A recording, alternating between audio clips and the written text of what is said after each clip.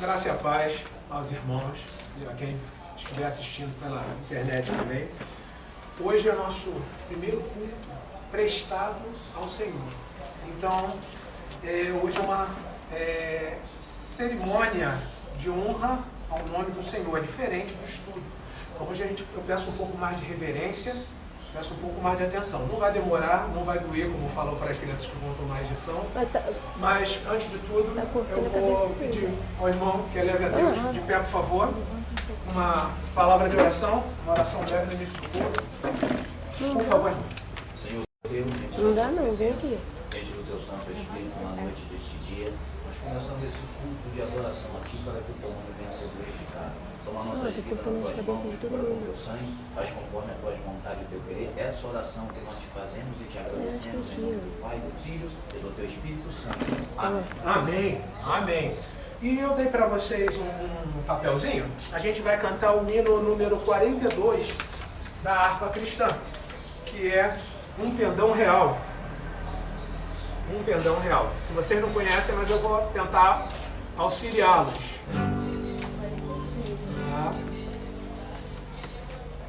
Um pendão real vos entregou o rei, a vós soldados seus, corajosos, pois em tudo defendem, marchando para os céus, com valor, sem temor, por Cristo prontos a sofrer, bem alto erguei o seu pendão, firme sempre até morrer, transformados, e já formados, nos batalhões, por grande usurpador, declaremos hoje, bravos campeões, marchando sem temor, com valor, sem temor, por Cristo prontos a sofrer, bem alto erguei o seu pendão, firme sempre até morrer. Quem recebeu seu coração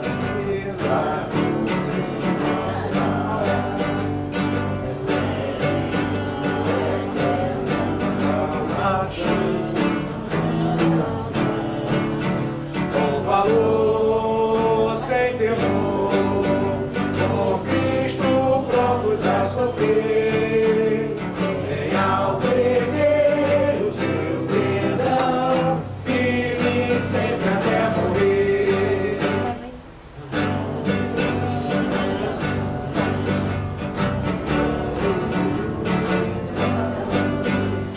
Receberá o eterno galardão, mas tem pra dar, com valor, sem temor, por Cristo prontos a sofrer, bem alto erguei o seu pendão, firme sempre até morrer, pois sejamos todos a Jesus leais e vamos a pendão, os que na batalha sempre são fiéis, com ele reinarão, com valor, sem temor, por Cristo prontos a sofrer, bem alto erguei o seu pendão, firme sempre até morrer.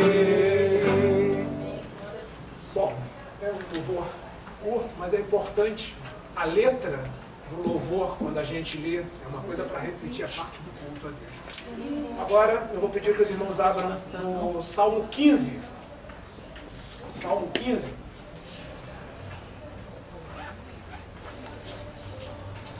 O tema de hoje vai ser qual o culto que agrada a Deus.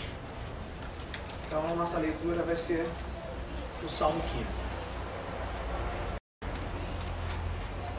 Vamos ler todos juntos? Tá? Eu estou com a Bíblia Almeida Corrigida e Fiel.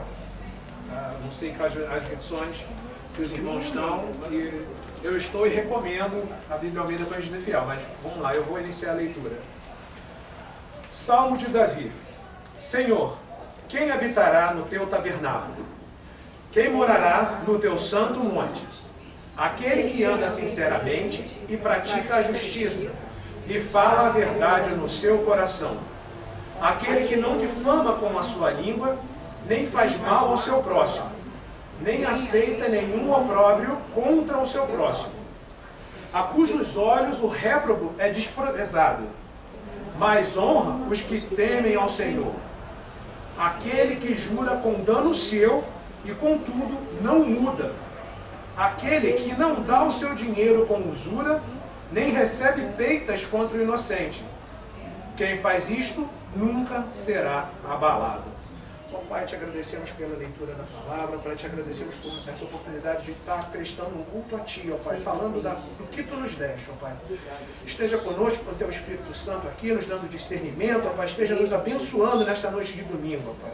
Esteja dando sabedoria a mim, porque é diferente agora, toda reverência, ó Pai, nós devemos ter, que eu saiba honrar, ó Pai, o Teu santo nome. Te agradecemos pela oportunidade, pedimos mais uma vez que esteja conosco, em nome de Jesus. Amém e amém. Podemos assentar.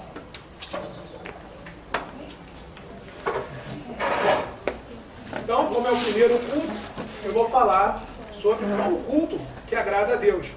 E cada um aqui tem uma experiência, cada um aqui tem uma vivência de culto, e a gente tem chegando para a Bíblia, né? Então a gente leu o Salmo 15 falando sobre o culto que não agrada, porque fala a cujos olhos de Deus, né, o réprobo, quem está no caminho errado, é desprezado. Eu vou completar, né, sobre o culto que Deus aceita com 1 Timóteo 2,8. Eu tomei a liberdade já de escrever aqui. Quero, pois, que os homens orem em todo o lugar, levantando mãos santas, sem ira nem contenda. Então as pessoas têm a mania de achar que quando ele fala levantando mãos santas, sem ira nem contenda, ela está falando das nossas mãos, materiais, nessas mãos físicas, né? Mas o que acontece? As mãos na Bíblia inteira geralmente representam os nossos feitos, representa tudo que nós fazemos. Se alguém der uma olhada em Salmo 24, versos 3 e 4, por favor. Salmos 24, versos 3 e 4, vai entender uma das referências principais à mão, né, paralela a essa de Timóteo, com as mãos santas. Por favor. Quem subirá ao monte do Senhor? Ou quem estará no seu lugar santo? Aquele que é limpo de mãos e puro de coração, que não entrega sua alma à vaidade, nem jura enganosamente. Perfeito. Então, o que temos aí? Uma referência. Esse ser limpo de mãos, não é que a mão dele esteja limpinha para almoçar, limpo de mãos que não tem sujeira, que não tem obras condenáveis, que não feriu, que não matou. Então, quando fala em Timóteo, né, levantando mãos santas, essa santificação das mãos é a santificação das obras. Você vai entrar no culto, e a gente vai explicar agora, né, com o objetivo de prestar o culto de forma aceitável. Então vamos continuar falando sobre isso. As mãos santas que devem ser levantadas são as de um coração puro e não dos membros da anatomia nas quais o pecado habita. Romanos 7, verso 18 e verso 23. Romanos 7, versos 18 e 23. Primeiro 18, depois o 23. Quem pode ler? Romanos 7, verso 18 e verso 23. Porque eu sei que em mim, isto é, na minha carne, não habita bem algum, e com efeito o querer está em mim, mas não consigo realizar o bem. E o 23. Mas vejo nos meus membros outra lei, que batalha contra a lei do meu entendimento, e me prende debaixo da lei do pecado que está nos seus membros. Então, a nossa carne, perto da grandiosidade de Deus, nada que nós pudermos fazer chega a atingir o Senhor Deus. E nesse ponto algumas pessoas me perguntam, né, das referências bíblicas sobre as mãos, sobre levantar as mãos. Então, as mãos que devem ser levantadas a Deus devem ser santas. De outra forma, Deus nos ouvirá. Salmo 66, 17, 18, e eu vou ler, fala assim: a ele clamei com a minha boca, e ele foi exaltado pela minha língua. Se eu atender à iniquidade do meu coração, o Senhor não me ouvirá. Então, o que acontece? Nós temos um impulso humano de representar com o nosso corpo alguma coisa, mas isso é dar vazão à nossa vontade. Será que é isso que é o culto racional? Eu estou fazendo as referências à mão para poder chegar à frente. Davi não levantava as mãos? Primeira pergunta que sempre vem, porque Davi sempre, nos Salmos fala levantar as mãos. Então, vamos fazer uma leitura de Salmos 28, Salmos 28, no verso 2. Né? No verso 2,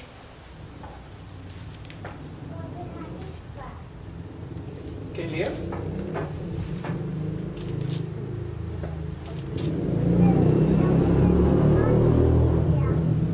Ouve a voz das minhas súplicas, quando a ti clamar, quando levantar as minhas mãos para o oráculo do teu santuário. Oráculo do teu santuário. Se você reparar, não fechem, no verso 1, em algumas Bíblias, fala onde Davi estava quando ele escreveu esse salmo. Vocês conseguem achar? Ele estava em algum lugar que não era Jerusalém. Vocês conseguem? 28 o quê? Primeiro? Hã? 28 primeiro? Tem uma referência. Davi não estava perto do santuário. Tá? Tanto que ele estava levantando a mão, a referência é bem clara, para o teu santo oráculo, ou o oráculo do teu santuário. Então ele não estava no santuário. Né? Davi estava longe de Jerusalém, provavelmente nesse salmo, fugindo de Absalão. Em sua vocação pessoal, Davi levantava suas mãos em direção ao lugar do sacrifício lá em Jerusalém. Por isso que é em direção ao oráculo de Jerusalém. Ele não estava lá, ele estava se dirigindo lá. E fazia isso com o objetivo de se identificar com o sacrifício oferecido pelo sacerdote, que naquela época existiam os sacrifícios e tudo isso. Então, quando Davi levanta as mãos longe de Jerusalém, ele está se identificando com o sacrifício.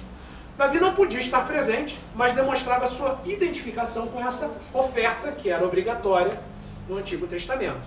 É importante lembrar que ele não teria feito isso se estivesse em Jerusalém, visto que em Jerusalém apenas o sacerdote podia oferecer o sacrifício. Ninguém fora do sacerdote podia chegar lá e oferecer um sacrifício no Santo dos Santos. Então Davi, fora de Jerusalém, levantou as mãos em direção ao oráculo.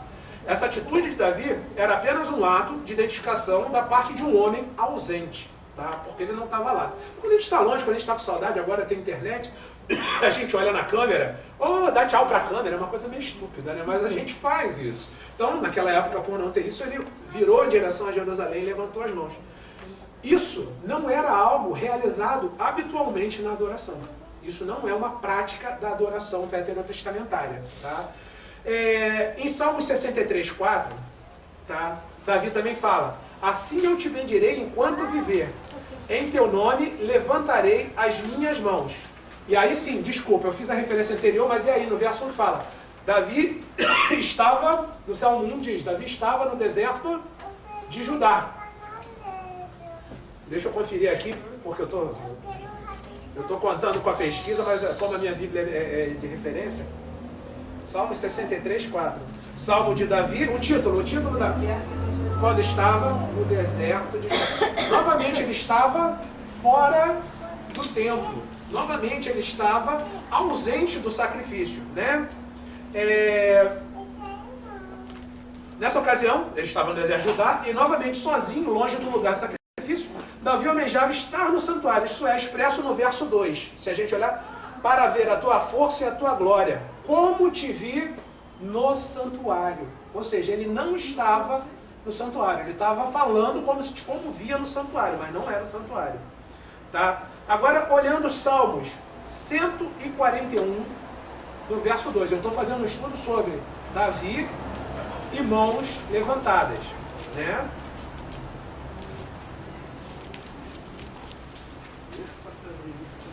Lembrando que no Salmo 63:4 é uma referência ao sacrifício da noite. Ele levanta as mãos para estar se sentindo, estar simbolizando o sacrifício da noite, que era realizado regularmente em Israel. Tá? Mas no Salmo 141, no verso 2, fala para... Quem lê, por favor? Suba a minha oração perante a tua face, como um incenso seja elevado, seja o levantar das minhas mãos, como o sacrifício da tarde. Olha, que ele daí, eu fui na sequência, porque esse não deixa dúvida. Ele levantava as mãos na intenção de simbolizar o quê? O sacrifício da tarde. Então, a gente começa a entender que Davi, na época veterotestamentária, que ele era rei, e quando ele estava ausente, ele tinha essa necessidade dos sacrifícios. Isso era a lei religiosa. Ele era um homem que cumpria a lei, né? Então, Davi, Salmo 141:2, o comentário escrito, Davi estava novamente longe do tabernáculo. E é bastante claro que se refere ao assunto e roga que sua oferta suba como incenso, e as minhas mãos levantadas sejam como o sacrifício da tarde. Né? Era por meio dessa atitude que, quando Davi estava longe do tabernáculo, expressava sua unidade com o sacrifício vespertino. Então, várias vezes você vai encontrar a referência de Davi falando ao sacrifício. Sua atitude não era uma atividade congregacional. Ele não estava fazendo isso em forma de congregação. Ele estava fazendo ele perante o Senhor no sacrifício que ele deveria prestar como rei. Né? E sim um gesto pessoal que tinha um significado específico e limitado ao sacrifício. Então, diante dessa descoberta, que levantar a mão de Davi não era simplesmente levantar a mão para tocar a Deus, e sim em relação ao sacrifício, né? E nós? Nossa questão de levantar as mãos, isso se aplica a nós? Bom, agora vem a parte mais chocante para mim também. Quando eu comecei a escrever sobre o culto, eu não esperava chegar a essa descoberta, tá? Então, é chocante, mas diante disto, visto que os sacrifícios já se consumaram em Cristo Jesus, e que ele cumpriu todas as leis e símbolos envolvendo os sacrifícios, o sacrifício vespertino não é mais necessário. Tem sentido para vocês? Eu não estou querendo chocar, mas eu fiquei chocado também. Esta é a razão porque não encontramos no Novo Testamento inteiro instruções a respeito de levantar literalmente, levantar as mãos santas, foi o primeiro que eu li, mas levantar literalmente as mãos durante o louvor. E eu estou falando de levantar as mãos durante o louvor. Levantar as mãos da maneira como Davi fez, reavivaria o ritual envolvido nos sacrifícios, menosprezando o sacrifício, o grande sacrifício oferecido de uma vez por todas, é a morte expiatória de Jesus Cristo. Você está voltando a sacrificar. Tem um significado muito mais profundo em levantar as mãos do que simplesmente só levantar as mãos. E hoje, quando as pessoas levantam as mãos, elas fazem como Davi ou não? Não, elas têm uma intenção. Geralmente, quando a gente foi instruído assim na igreja, levante sua mão para o Senhor. Mas isso, na verdade, eu vou ler novamente, eles fazem isso para se identificar. Não. Hoje, quando as pessoas levantam as mãos, elas não fazem como Davi para se identificarem com o sacrifício. Elas fazem com um propósito completamente diferente. Ou seja, obter um sentimento de contato com Deus. Você está buscando, né? É um recurso físico, tá? Para produzir sentimentos. E esse não era e nem nunca foi o sacrifício, a forma que o Davi fazia. Então a gente agora, quando levanta a mão, a gente está buscando o quê? Oh, vou tocar no Senhor. Você visualiza o Santo do Santo. Mas o Espírito Santo já não está dentro de você? Já não habita em você? Você levanta a mão por duas coisas. Se você levanta assim, é para você receber a bênção. Achando que Deus vai botar na sua mão. E quando você faz assim, é para você... A história do casamento. Dar a bênção. Mas... Então, o que acontece? Hoje as pessoas levantam a mão no sentido quase de tocar o espiritual. E isso, a gente tem que começar a entender a diferenciação das coisas. A gente não está lidando com criança, a gente está lidando com gentios salvos pelo sangue de Cristo. E a gente tem que valorizar esse sacrifício. A gente não pode negar isso, né? Então, de modo como é feito em nossos dias, levantar as mãos é um artifício humano, sem base bíblica, e tem o propósito de ajudar pessoas a entrarem num estado quase místico de emoções estimuladas. E realmente, o pessoal levantando, o que acontece? Vem aquele choro, vem toda aquela emoção, e ela não estava, mas a maioria de vocês estava aqui no documentário, que a gente começou a falar sobre a manipulação das emoções, né? Que foi bem explícito que o Senhor não vai manipular nossas emoções, o Senhor vai nos explicar sempre na nossa consciência normal, né? Sempre o nosso, como a gente está falando aqui da palavra de Deus, né? Então o que acontece? Portanto, em vez de promover o louvor ao Senhor, induz as pessoas ao emocionalismo, aí um termo aqui, autoindulgente. Aliás, o louvor atualmente, praticamente ele todo é autoindulgente. O que significa isso? A gente não canta para o Senhor. Eu escolhi um louvor, eu escolhi um hino para a gente cantar, falando que nós estamos à disposição do Senhor. Prestei atenção na letra. Mas hoje em dia a maioria dos hinos é o Senhor vai me abençoar. Derrama, Senhor. Ou seja, se derrama em mim.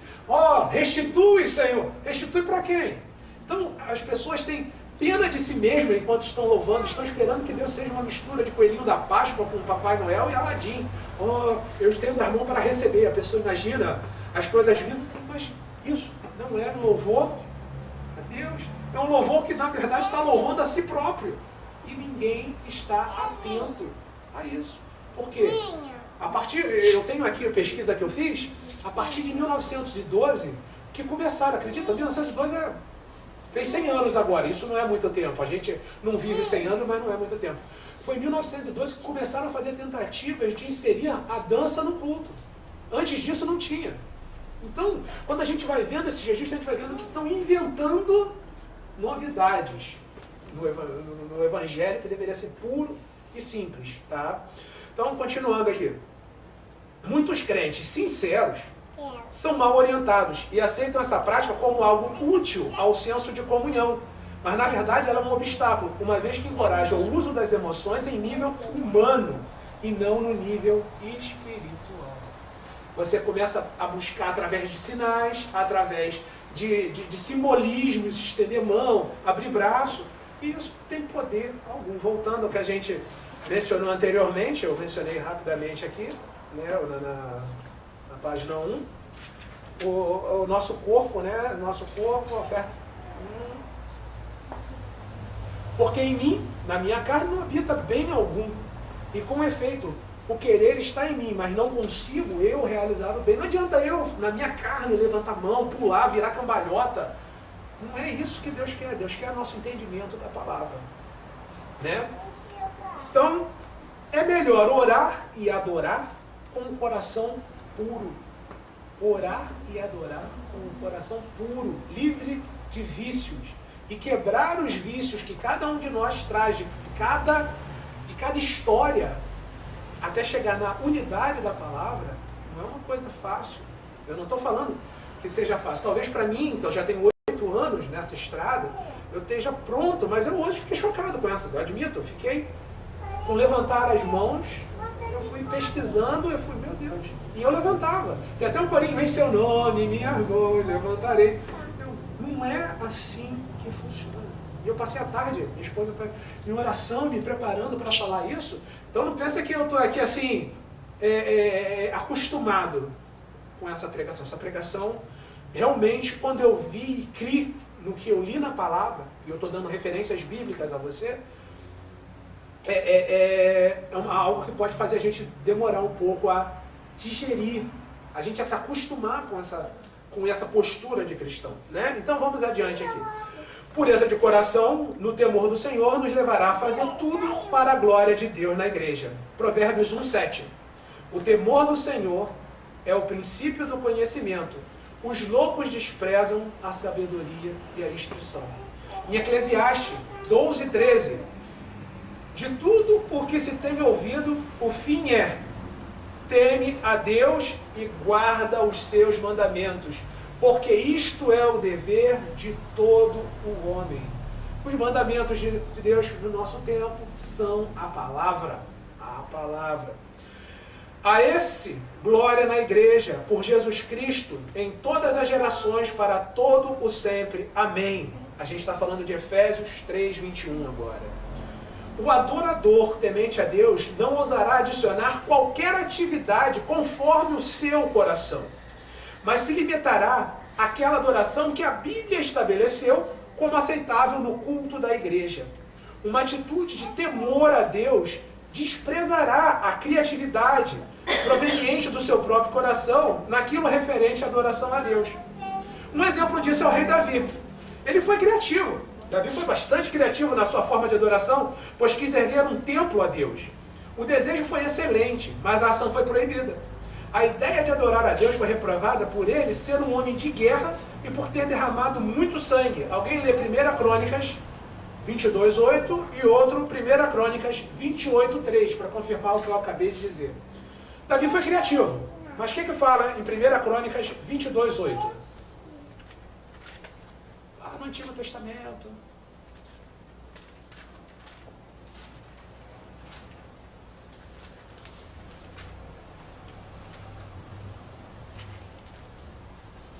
Depois de um tempo vocês vão estar fera na Bíblia, manuseando o Antigo, Novo, vocês vão saber ordem. 1 Crônica 22:8 e a outra 28:3. Porém a mim veio a palavra do Senhor dizendo: Tu derramaste sangue em abundância e fizeste grande guerra. Não edificarás casa ao meu nome, portanto muito sangue tem derramado na terra, na minha presença. Exatamente. E 1 Crônica 28:3. É pertinho. Você achou? 28:3. Porém Deus me disse: Não edificarás casa ao meu nome, porque és homem de guerra e derramaste muito sangue. Ou seja, Davi era um homem segundo o coração do Senhor e ninguém pode negar isso, está escrito na palavra. Mas ele teve vontade de edificar um templo e Deus falou o que para ele? Não. Eu fico às vezes pasmo como na Bíblia Deus é claro ao nos mostrar que tem coisas que não é. Não é porque Davi era um homem, vai fazer, não vai. Está aqui, está proibido, não é, porque não é para você. Nisso entendemos que o culto que agrada a Deus não é medido somente por um coração sincero ou por uma atitude criativa. Mas o culto desejado por Deus é aquele baseado no ensino da palavra de Deus. Então, eu estou com vontade hoje de... Será que é isso que Deus quer que realize a sua vontade? Eu vou dar um outro exemplo, que está em Levítico 10, de 1-3, lá no início, eu vou ler. E os filhos de Arão, Nadab e Abiú, tomaram cada um o seu incensário e puseram neles fogo. E colocaram incenso sobre ele e ofereceram fogo estranho perante o Senhor, o que não lhes ordenara. Então saiu fogo de diante do Senhor e os consumiu, e morreram perante o Senhor. E disse Moisés a Arão: Isto é o que o Senhor falou, dizendo: Sereis santificado naqueles que se chegarem a mim, e serei glorificado diante de todo o povo. Porém, Arão calou-se. O que temos aqui? Nadab e Abiú acharam que podia ser criativo, acender um fogo, qualquer momento, na hora que quisesse. Foram queimados e foram dizimados perante Deus. Então, esse louvor que hoje em dia a gente vê as pessoas oferecendo, segue esse modelo de Nadab e Abiú. A gente inventa, hoje a gente vai fazer os comedores de chocolate sagrados, todo mundo vai comer chocolate, e inventam coisas assim, né? Bom, prosseguindo. Emoção, e isso eu sempre falo, emoção não é espiritualidade. Emoção não tem nada a ver com ação. Se você às vezes está muito emocionado, mas você não tem, acha que a sua emoção é manifestação de Deus, saibam discernir uma coisa ou outra, né? Mas submissão à palavra de Deus cria aquele coração puro que é a adoração aceitável.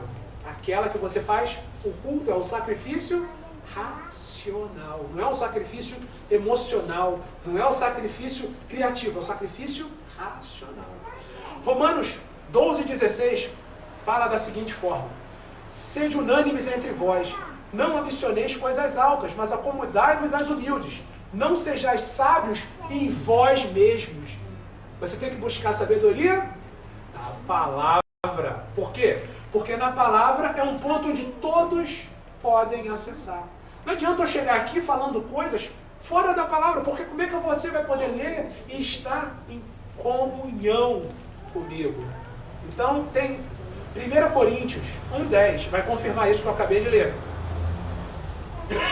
1 Coríntios 1:10. Rogo-vos, porém, irmãos, pelo nome de nosso Senhor Jesus Cristo, que digais todos uma mesma coisa, que não haja entre vós dissensões, antes sejais unidos em um mesmo sentido e em um mesmo parecer. Ou seja, nós vamos nos unir psiquicamente de forma alguma. O que nos une é a palavra e o conhecimento da palavra. Deus vai agir com cada um de nós da multiforme graça. Cada um tem uma história, cada um tem um testemunho. E isso está escrito. Mas quando nós nos unirmos, qual é o ponto de comunhão? Palavra. Então, criou-se, né, nas igrejas até mais tradicionais, aquilo de desprezar completamente. Não, você tem que saber que cada um tem a sua parte com Deus, a sua multiforme graça. Mas quando a gente se reúne, a gente volta a falar na palavra. Tá? Então, eu vou completar lendo Filipenses 3,16. Mas naquilo a que já chegamos, andemos segundo a mesma regra e sintamos o mesmo. Olha como é que a gente vai achando as referências que amoldam o culto a uma forma. O culto é livre, porque nós estamos aqui por nossa livre vontade de prestar culto a Deus. Mas o culto não pode ser o fogo estranho de Nadab e Abiú. O culto não pode ser, eu vou falar daqui a pouco, o bezerro de ouro que os judeus fizeram, né, para lá. Então, quer dizer, você com uma vontade vai inventando um outro culto. E esse culto inventado, a gente já está chegando no meio do caminho. Será que é isso que agrada a Deus?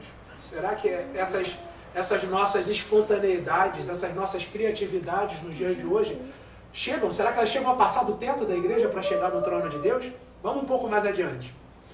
Muitos, talvez querendo celebrar louvores, decidam fazer um espetáculo de adoração com programação cheia de coreografias, músicas, instrumentos, vestimentas extravagantes, efeitos.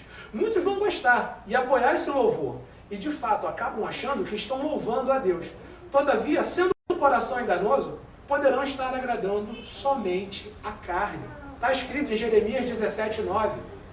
Enganoso é o coração, mais do que todas as coisas, e perverso. Quem o conhecerá? Nosso coração aponta para um lado, mas a gente tem que sempre priorizar a palavra. Lá no finalzinho da Bíblia, 1 João 2, 15 e 16. 1 João 2, 15 e 16. Nem ameis o mundo, nem o que no mundo há. Se alguém ama o mundo, o amor do Pai não está nele. Porque tudo o que há no mundo, há consciência da carne, a concupiscência dos olhos e a soberba da vida. Não é do Pai, mas do mundo. Ou seja, o que é do mundo não é do Pai, é do mundo. E hoje em dia, o que a gente mais vê? As pessoas trazendo técnicas, shows, espetáculos para dizer que é sagrado, para dizer que está dentro, para abrir espaço nas empresas eclesiásticas. E ai de quem se levantar, ai de quem for falar. Por quê? Porque vai ser fora da visão, vai ser o rebelde, né? Não podemos ser guiados por pensamentos criativos ou simplesmente por um coração sincero. Como fala, né, o ditado popular, de boas intenções, o inferno está cheio. Temos que nos limitar ao padrão neotestamentário, aquele fato de Atos 2, do Espírito Santo que foi dado a nós, ao padrão neotestamentário de culto. A igreja não tem o luxo de legislar, mas somente executar o que Jesus tem mandado. Mateus 28, 18 a 20. O que Jesus tem mandado? Por favor.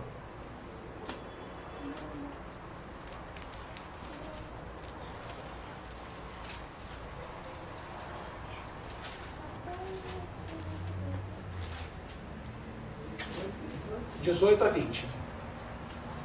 chegando Jesus, falou-lhes dizendo, é-me dado todo o poder do céu e na terra.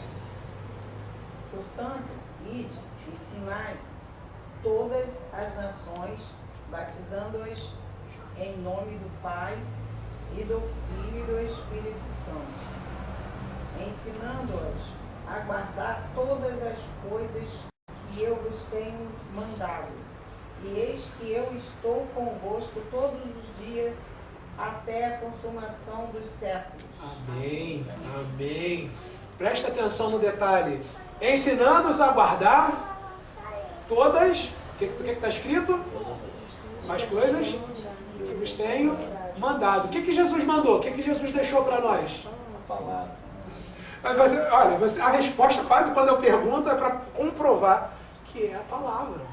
É difícil para a gente, é chocante, às vezes a gente está num assunto, volta para a palavra, volta para a palavra. A palavra é a base do cristianismo.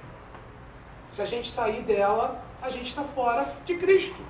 Então, esse é um dos trechos máximos da Bíblia, porque esse é o ID, né? Esse é o ID, tão falado pelos missionários, mas olha que ponto importante, ensinando-os a guardar todas as coisas que eu vos tenho mandado. O que se ensina é isso, não é para ensinar.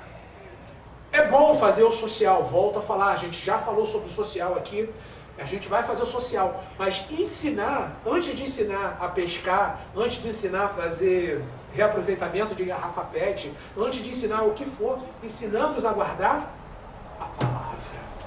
Porque senão deixa de ser cristianismo e se torna algo puramente social. Social é importante? É importante, mas não adianta nada você salvar a vida da pessoa aqui na terra e condenar elas sem falar a verdade à morte eterna, ao inferno e à perdição. Então, hoje em dia, a gente está vivendo uma manipulação muito grande das igrejas, nos inflamando, vamos fazer aqui uma grande obra social. Legal, mas cadê a palavra? Eles esquecem, eles começam a levar, libertar jovens prostitutas da Índia, é importante? É, mas e a palavra? Você está dando a palavra para essas pessoas? Ou está dando misticismo? Ou está dando enganação? Então, quando a gente questiona, aí a gente nós deixamos de ser cristãos. Nós nos tornamos o objeto da crítica. E isso leva a ódio. E como Cristo falou em João 17, eu dei minha palavra e o mundo os odiou. É para ser odiado mesmo. Então, vamos um pouco mais, vamos prosseguir adiante. Fomos criados à imagem de Deus. E por isso, contrário aos animais, temos o poder de controlar nossas emoções. É fundamental ser racional e controlar as emoções quando cultuamos a Deus. Né? Temos lá 1 Coríntios 14, 32, e depois o 40 eu vou ler.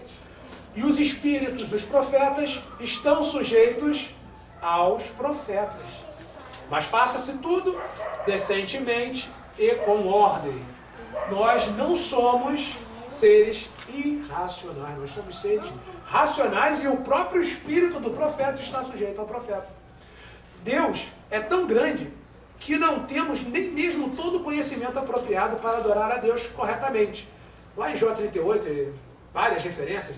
Onde tu estavas quando criei o mundo? E quem foi tu para dar números? Quem numera sabiamente as nuvens do céu? Jó 38 tem várias referências sobre a grandiosidade de Deus. E nós não somos nada, nós não conseguimos entender o que Deus sabe, né? Tão altos, são tão elevados, são os pensamentos de Deus, e o nosso, né, o nível de Deus é muito diferente do de nós. Por isso, é básico que nos limitemos à sua palavra. Se o adorarmos sendo guiados somente pelo nosso coração, provavelmente será uma adoração enganosa e perversa, porque enganoso é o coração. Então, se Deus deixou uma regra, ou segue isso, Ele não está esperando que nós banimos, vamos o sacrifício. Caim e Abel, ele pediu um sacrifício de uma ovelha, e segundo conta, o outro inventou de fazer um sacrifício vegetariano. Pegou os melhores vegetais, os mais bonitos vegetais e ofereceu. Deus se ligou para o sacrifício que ele fez de vegetais? Deus. Por isso que ele ficou ciumento e matou o irmão. Então as pessoas hoje querem inventar novos louvores fora do que Deus mandou. Então, às vezes, para Deus é mais importante que nós estejamos fazendo o feijão com arroz, que não é um feijão com arroz, do que ficar inventando, vou falar, palhaçada, como a gente tem visto por aí, né? não, guiados pelo nosso, não segue seu próprio coração, segue o que Jesus legislou, a Bíblia. Bom, aí deixei bem claro que a criatividade, nossa vontade, nossa boa intenção, não é exatamente uma forma válida de adoração a Deus. Então, é nessa parte que muita gente fica triste, né? Porque está acostumado vamos fazer, vamos inventar. E manter essa palavra é muito difícil. A partir de agora, vocês tendo consciência disso, tenho certeza que 80% do mundo não vai mais gostar do que vocês vão falar. E pior, quando vocês entrarem dentro de uma outra igreja, dentro de uma igreja, e verem, e essa consciência, porque não sou eu estou falando da palavra para vocês, o Espírito Santo vai lembrar dessa palavra. E aí vocês vão começar a se tornar antissociais.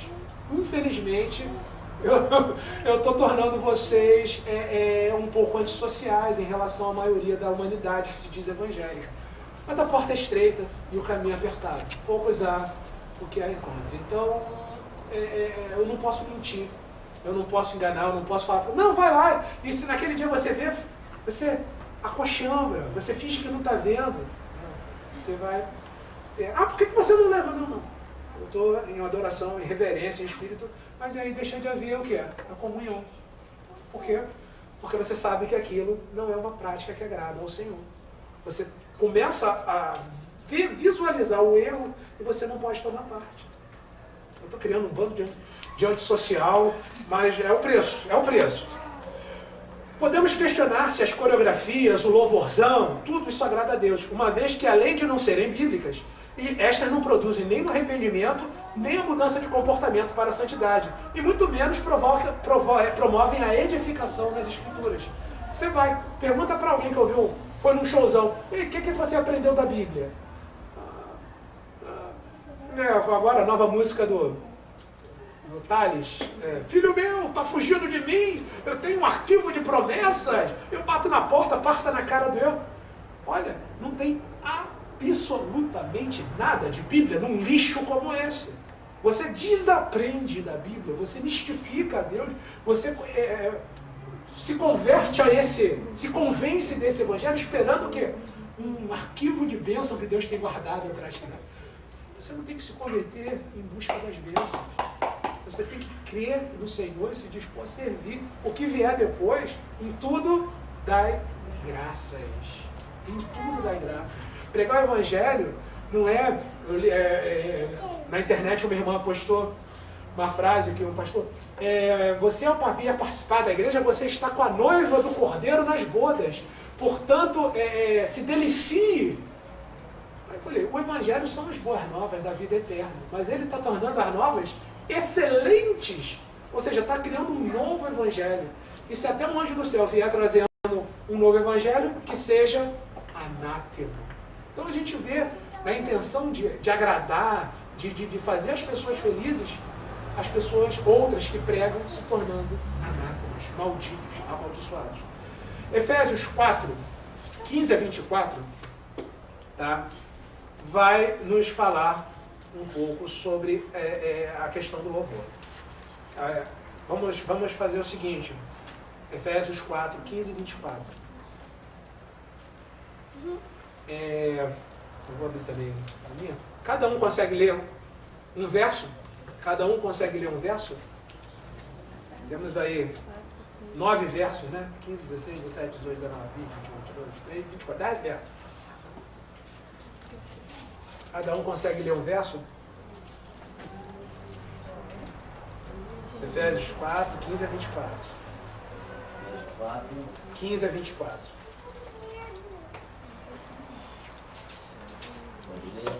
Pode ler. Lê um verso e vão se seguindo sucessivamente. Antes, seguindo a verdade, em caridade, crescemos em tudo naquele que é a cabeça, Cristo. Do qual todo o corpo bem ajustado e ligado pelo auxílio de todas as juntas, segundo a junta operação de cada parte, faz o aumento do corpo para a sua edificação em amor. E digo isto e testifico no Senhor, para que não andeis mais como andam também os outros gentios, na vaidade do seu sentido. Entenebrecidos no entendimento, separados da vida de Deus, pela ignorância que há neles, pela dureza do seu coração. Os quais, havendo perdido todo o sentimento, se entregaram à dissolução, para com avidez cometerem toda a impureza. Mas não foi assim que aprendeste a Cristo. Se é que o tendes ouvido, e nele fostes ensinado, como está a verdade em Jesus. Que quando ao tratado passado vos desejeis de ver do velho homem que se corrompe pela concupiscência do engano. Vou ler esses dois últimos. E vos renoveis no espírito de vossa mente, e vos revistais do novo homem, que segundo Deus é criado em verdadeira justiça e santidade. Então, voltando a só aqui, todo o corpo está ajustado em Cristo. Fora de Cristo, o corpo está amorfo. Ah, eu sou corpo, é? Conhece a palavra? Está aplicando a palavra? Então, hoje em dia, a gente tem aí... Eu fiz uma ilustração na época, eu fiz um monstro no jogo de videogame, que esse monstro é como se ele fosse um câncer. O braço dele cresce infinitamente. E hoje em dia a gente está vivendo um tempo de empresa eclesiástica assim. Temos monstros se dizendo corpo, mas não são, porque o corpo de Cristo é são. O corpo de Cristo está firme na palavra, né? Então, a gente tendo lido isso, a gente tem certeza que essas invenções da carne, essas modernidades que balançam o corpo, estouram os tímpanos, muitas vezes aparentam ter origem nas profundezas da espiritualidade, se fosse realmente tudo aquilo que aparenta. Doutrina de homens, né? Doutrina de homens. Tá? A única coisa bem alimentada por essas doutrinas é a carne, e somente as emoções são exercitadas por tais produções. Por que tais cultos não levam a uma maior evangelização do mundo pecador? Aí fala, mas foi evangelizado. De sorte que a fé é pelo ouvir e ouvir. Quem convence o pecador do pecado e da justiça? O Espírito Santo. Então, quer dizer, a pessoa entra numa empresa, num clube, mas não, até ela não entendeu o que é o Evangelho. E é isso que está crescendo aí. Nesse exato momento tem pessoas que devem estar com as mãos levantadas fazendo isso. Nesse exato momento, hoje é domingo, é o nosso primeiro culto. Estou tentando passar esse sentido do sagrado, do respeito ao Deus. E não a festa, que sai feliz, ainda vai comer cachorro quente, outros vão namorar, outros vão para o clube beber cerveja, outros vão para o clube encher a cara. Então, quer dizer, não houve ali um temor, uma reverência, um conhecimento da palavra. Então não adianta você achar que está fazendo algo por Deus, quando na verdade você não conhece o que Deus quer para nós. Né? Por que não prolifera nesses locais o culto doméstico, inclui a leitura bíblica com a família, a oração conjunta pela obra de Deus, os sem Cristo, os doentes? Eles vão no domingo porque a semana inteira cada um está fazendo uma coisa. Geralmente, na minha própria casa eu estou tendo dificuldade, não vou mentir, estou tendo dificuldade de estabelecer um culto doméstico. Tentei começar a ler o livro. Né?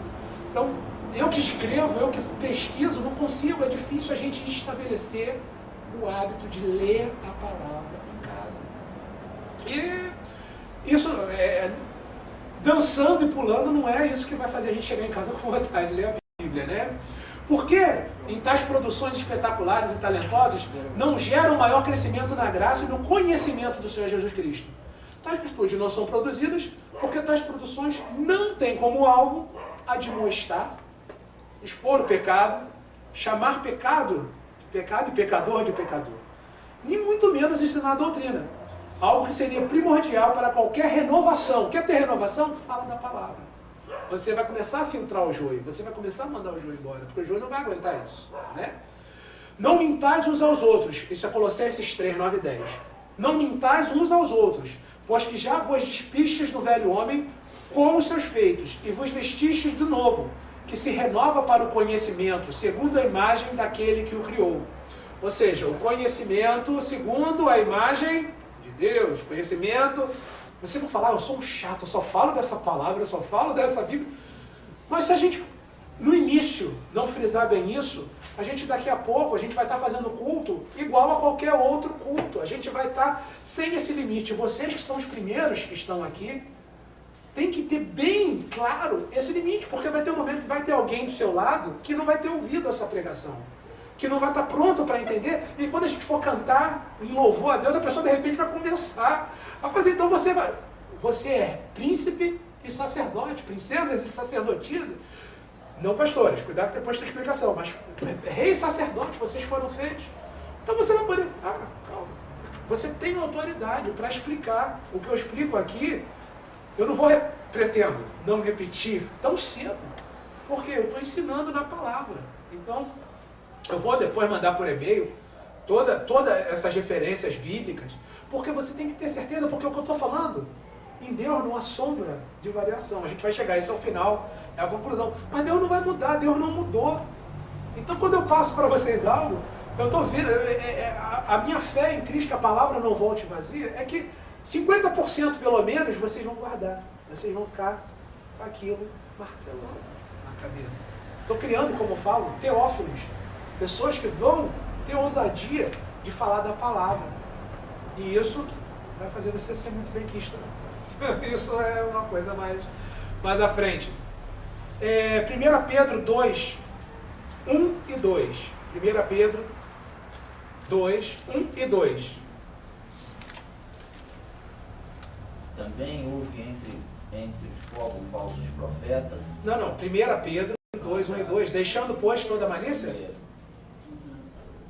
Deixando, pois, toda a malícia e todo o engano e fingimento, e inveja e todas as murmurações. Desejai afetuosamente, como meninos novamente nascidos, o leite racional, não falsificado, para que por ele vedes crescendo. Ou seja, você, ao se dispor a servir ao Senhor Jesus Cristo, você tem que se despojar. Por isso que no início eu falei, cada um tem a sua história, cada um tem os seus vícios, cada um tem os seus costumes, mas a gente aqui está formando uma unidade, um corpo em Cristo, cuja vontade principal, eu vou até reforçar, como meninos novamente nascidos, buscando o leite racional, não falsificado, para que por ele vá crescendo. O crescimento vem pelo conhecimento da palavra. Então, como o objetivo, né? Eu não posso chegar para vocês nivelando por cima, porque eu li, né? Sede unânimes em vós, não ambicionei coisas altas. Eu não estou querendo aqui tornar vocês catedráticos em teologia. Eu estou indo de baixo, construindo de baixo para cima. Então, por isso a gente vai ser assim repetitivo, dar várias referências bíblicas, porque a Bíblia não se contradiz, e eu duvido que entre o pastor, ou bispo, ou o apóstolo mais famoso do mundo por aquele portão e contradiga o que está escrito na palavra. Ele pode chegar, gritar, rolar, mas o que eu estou falando ele não vai apagar. Então, eu estou ensinando a vocês a autoridade. Eu estou tornando vocês um pouquinho maiores a cada verso, a cada palavra da Bíblia. E a gente nunca vai chegar a ser grande, tá? Não tenho esperanças de que esse que eu estou tornando, um dia eu vou ser o... Não, a gente vai ser sempre nada perto do Senhor Jesus. Tá? Então, a primeira coisa que a gente tem que saber é que a gente está crescendo. A segunda coisa que a gente vai saber é que a gente nunca vai crescer o suficiente.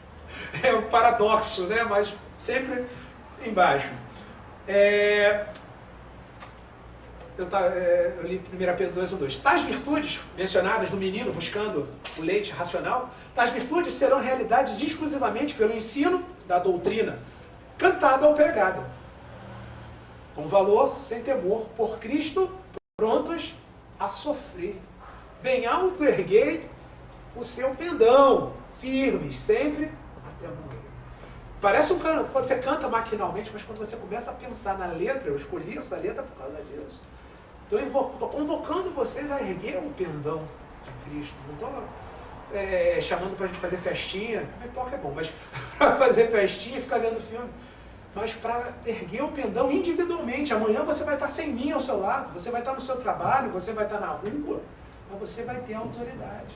Você está pronto para erguer o pendão? Está pronto para isso? Então, é repetitivo, é chato, mas eu tenho que deixar você. Você não vai pegar o celular, ainda mais que meu celular não está funcionando, está com defeito. Giovanni, como é que é? Não. Entendeu? E a gente tem experiências pela internet também, parece que é um mundo virtual, mas ela entra em prática no mundo real também, pessoas disseminando discórdia, não querendo ser comparadas perante a Bíblia, não querendo ter uma postura cristã que a gente ria. Não, a gente tem que falar sempre a verdade, né?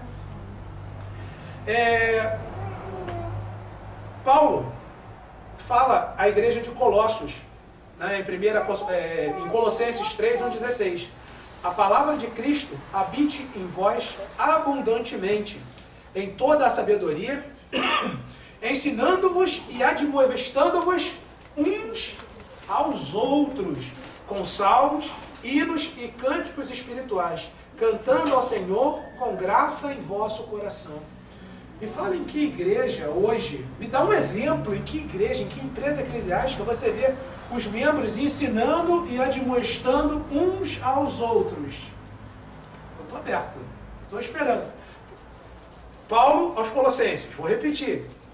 A palavra de Cristo habite em vós abundantemente em toda a sabedoria, ensinando-vos e admoestando-vos uns aos outros, com salmos, hinos e cânticos espirituais, não carnais, cantando ao Senhor com graça em vosso coração. Então a gente não tem visto isso. Então, o ato de admoestar não é falta de amor. O ato de admoestar não é arrogância. É falar, irmão, vamos voltar para o caminho. Vamos acertar o passo.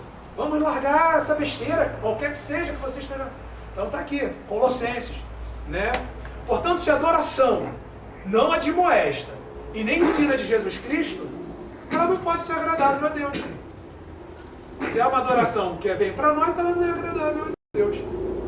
Para provar que não é permitido cultuar a Deus segundo nossa bem-intencionada imaginação, vamos citar alguns casos bíblicos. 2 Samuel 6, 1 a 7. 2 Samuel 6, 1 a 7.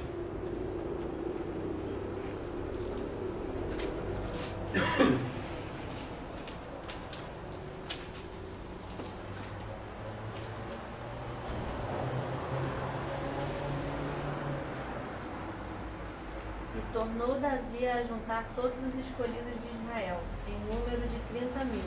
E levantou-se Davi e partiu com todo o povo que tinha consigo de Baalé de Judá, para levarem dali para cima a arca de Deus, sobre a qual se invoca o nome do Senhor dos Exércitos, que se assenta entre os querubins.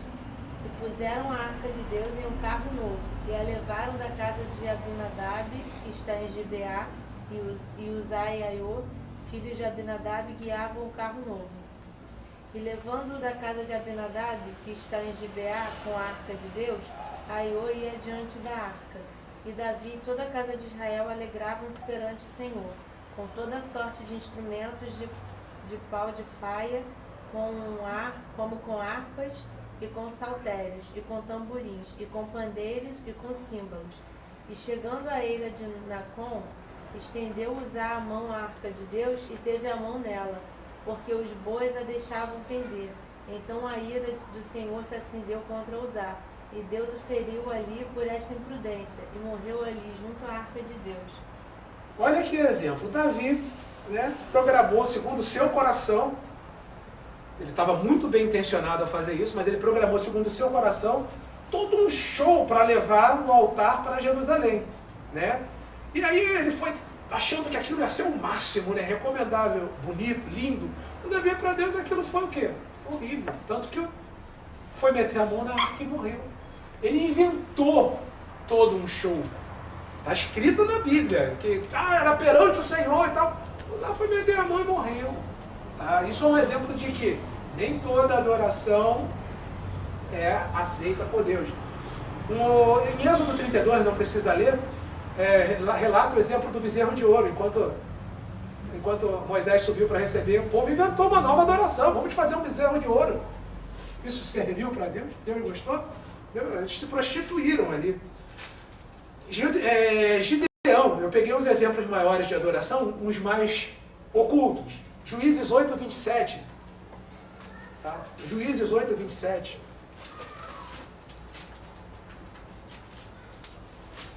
vou ler aqui. E fez Gideão dele um éfode, e colocou-o na sua cidade, em Ofra. E toda Israel prostituiu-se ali após ele, e foi por tropeço a Gideão e a sua casa. Ou seja, Gideão pegou, fez um éfode, que era uma vestimenta usada por eles, colocou lá. O que aconteceu? Israel se prostituiu, e foi pedra de tropeço. Louvor, adoração pode ser também pedra de tropeço. Não sou eu que estou dizendo. Vamos a uma outra citação. 2 Reis 18, 4. 2 Reis 18, 4.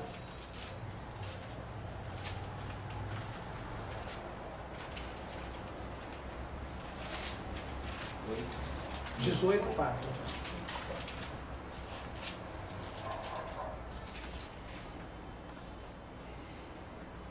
Ele tirou os altos, quebrou as estátuas, deitou abaixo os postos e fez em pedaços a serpente de metal que Moisés fizera. Porquanto até aquele dia os filhos de Israel lhe queimavam incenso. Eles lhe chamavam Neustão. Neustão, ou seja, existia ali uma adoração à serpente de cobre. Ele teve que ir lá quebrar aquilo. Deus nunca, em momento algum, incentivou a idolatria. E ele foi lá, teve que quebrar, né? Essa questão lá em 2 Reis. A adoração inventiva apresentada pelo povo de Deus com Reacais, uma adoração carnal, tal que tinha que ser tirada, conforme é registrado em 2 Reis 18, 4. Quando ele nos falar do Novo Testamento, olha aqui, já falei do Antigo Testamento, vamos falar, vamos para Apocalipse 19, 10. Vamos ao Novo Testamento para ver que também tem adoração.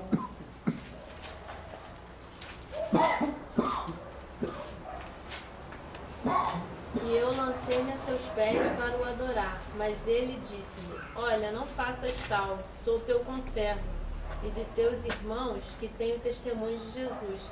Adora a Deus, porque o testemunho de Jesus é o espírito de profecia. Ou seja, ele viu aquela coisa tão magnífica, que era o anjo em relação ao nosso conhecimento, e ele se jogou para adorar. Foi por quê? Espontâneo, foi em amor. Você vê uma... Ele, não faça isso. Essa passagem, inclusive, é engraçada, que ele fez a primeira vez em Apocalipse 19, 10, mas em Apocalipse 22, 8 e 9, ele vai fazer de novo. E vai acontecer a mesma coisa. Apocalipse 22, 8 e 9. E eu, João, sou aquele que vi e ouvi estas coisas. E havendo-as ouvido e visto, prostrei meus pés do anjo que me mostrava para o adorar. E disse-me, olha, não faças tal, porque eu sou conservo teu e de teus irmãos, os profetas, e dos que guardam a palavra do Escrito. Adora a Deus. Adora a Deus. E como é que você vai adorar a Deus? Conhecendo a palavra. O próprio apóstolo João, e ele foi humilde de registrar seu próprio erro. A maioria dos grandes hoje nunca falaria, eu me prostrei e fui repreendido. Quem seria humilde de mostrar o próprio erro, de mostrar que, enfim, besteira. Me prostrei lá. Eu imagino um desses grandes, não, eu me prostrei, o anjo aceitou minha adoração e falou que eu também sou um grande. Não, falou, não, eu fiz errado. E aí? A Bíblia é muito boa, porque alguns dizem que ela mente, alguns dizem que ela foi deturpada, mas quando a gente começa a estudar a palavra, a gente vê que tudo o que há de mentira sendo pregado, com base nela a gente derruba, com base nela a gente resiste, e quando a gente resiste com base nela, até o inimigo fugirá de vós. Então, eu dei bastante exemplo, né, de gente que quis adorar espontaneamente, cheio de boa vontade, e acabou fazendo besteira, né? Todos esses casos foram de coração e foram prestados com emoção profunda e religiosa, mas para Deus tudo isso foi um enfado. Se Deus desejava criatividade e coisas novas no culto dele, nenhum desses casos citados teriam trazido pesada correção do Senhor. Porém, tudo isso ele repugnou, ele não quis nada disso. Por estes exemplos bíblicos, entendemos que o culto correto não é uma atitude criativa. Não adianta eu bolar um culto tal, feita com o maior esforço do adorador ao Deus, que tudo merece. A atitude de Deus perante a Bíblia. Por falar de merecimento, Deus